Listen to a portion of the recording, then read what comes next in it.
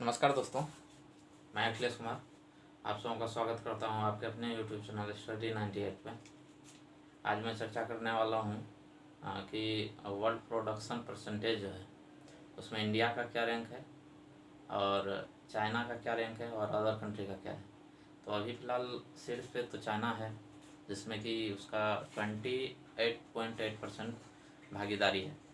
Total world के production में जो है 28.8 चाइना का है और इंडिया का केवल 3%। इंडिया का केवल 3% है। और जो जापान है, अमेरिका का 16.6 है, जापान का 7.4 है।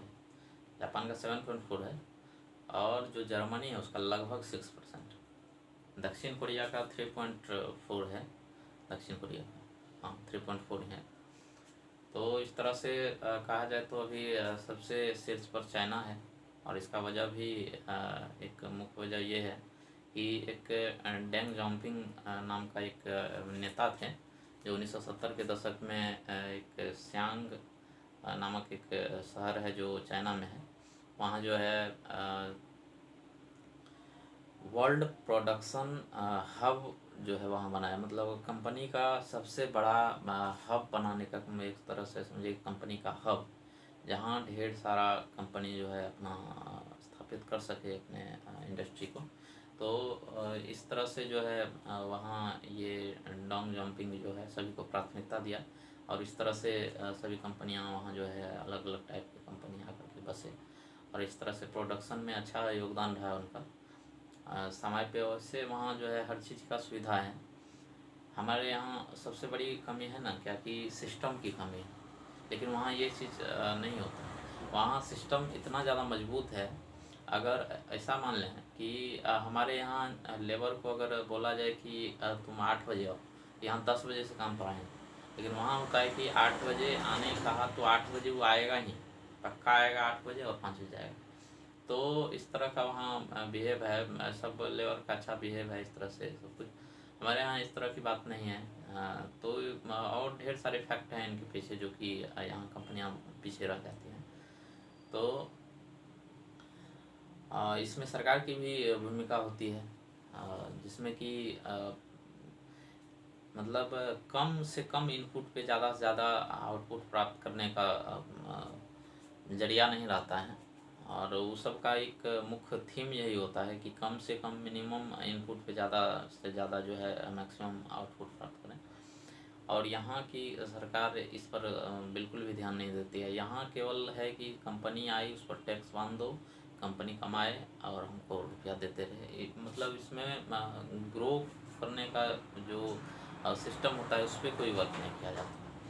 तो इन सभी बातों को ध्यान में रखते हुए जो है कंपनियाँ, सरकार को एक्शन लेना चाहिए कंपनी के प्रति।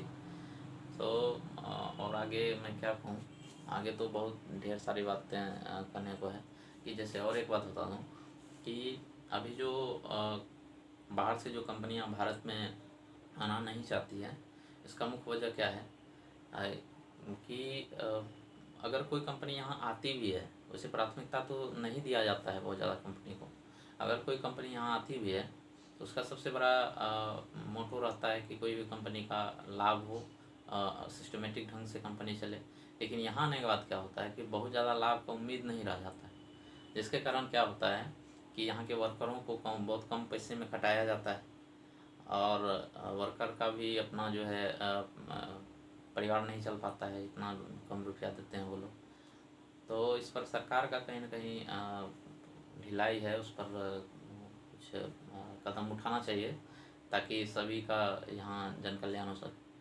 क्योंकि अब कंपनी जो कि बाहर, यहाँ से लोग बाहर जाके कमाते हैं इस तरह से, तो कंपनी को अपने इंडिया में ही बुला के अगर उस तरह से मजबूत नहीं बनाया जाए और मजबूती कंपनी को नहीं प्रदान किया जाए, तो इससे होगा कि कंपनी भी अब कंपनी भी क्या करेगी, उसको टैक्स बहुत ज़्यादा बांध दिया जाता है।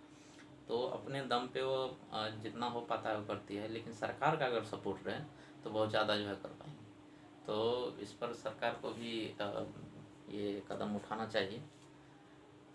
तो और यहाँ एक भूमि अधिग्रहण का सबसे बड़ा खामियां होती है कि जैसे कोई कंपनी यहाँ आती है, तो कंपनी यहाँ आती है और भूमि अधिग्रहण का वहाँ सबसे बड़ा लोचा क्या होता है कि यहाँ जो है एनजीटी और पॉलिटिक्स और एनजीटी, इसका सबसे बड़ा रोल होता है इसमें। कि पॉलिटिशियन लोग बोलेंगे कि अगर कहीं 50 एकड़ ज़मीन का किसी कंपनी को खोलने का बातचीत हुआ, तो अब उसमें क्या होता है कि 10 आदमी रहते हैं, 50 एकड़ में 10 आदमी, 5 एकड़ इसका, 5 एकड़ उसका, 5 एकड़ उसका, इस तरह से करके रखते हैं। तो इसमें क्या होता है कि अब वो कहेगा बेचेंगे, वो कहेगा नहीं बेचेंगे, वो कहेगा सरकार को देंगे, वो कहेगा नहीं देंगे, उस सबका मतलब अलग अलग जो है मानसिक अथी रहता है। तो उसमें क्या होता है कि क्लियर नहीं हो पाता है। अगर सब क्लियर करके ये बोले कि हाँ हम 50 एकड़ ज़मीन दिए, तो उसमें क्या होता है कि अब कोई नेता खड़ा हो गए कि नहीं, किसान का ज़मीन जो है नहीं देने देंगे, इस तरह से प्रदूषण होता है, ये वो नो सत्रह बोल के। और एनजीटी जो होता है, नेशनल ग्रीन ट्रिब्यूनल, इसका क्या योगदान होता है कि ये हमेशा किसी भी कंपनी को मानक जो है चिपकाने का काम करती है। कि क्या होता है कि कोई कंपनी आई तो उस पर क्या करता है कि मानक ले जाके चिपका देता है। अब इतना न चिपका देता है कि अब उसको निकलने से उसमें जो है काफ़ी सोचना पड़ता है। इसलिए कि उस पर बोला जाता है कि प्रदूषण फैलेगा, इस तरह से ऐसे होगा, वैसे होगा, गंदगी फैलेगा, ये होगा, वो होगा, ये सुरक्षा नहीं है, वो सुरक्षा नहीं है। तो इस तरह से बोल बोल के जो है कंपनी को भड़का दिया जाता है। वैसे सबसे बड़ी मुख्य मुद्दा आप तो जानते हैं कि हमारे देश में करप्शन सबसे बहुत ज़्यादा है। करप्शन जब तक जड़ से ख़त्म नहीं होगा तो इस तरह का जो कोई कंपनी सोचेगी कि आकर के हम जो है अच्छा से अच्छा प्रॉफिट दे ले सकें और अच्छा से अच्छा काम दे सकें, वो भी नहीं हो पाएगा। तो इस पर कहीं न कहीं सरकार को सशक्त कदम उठाना चाहिए और मैं यही सरकार से अपील करूँगा। जय हिंद, जय भारत।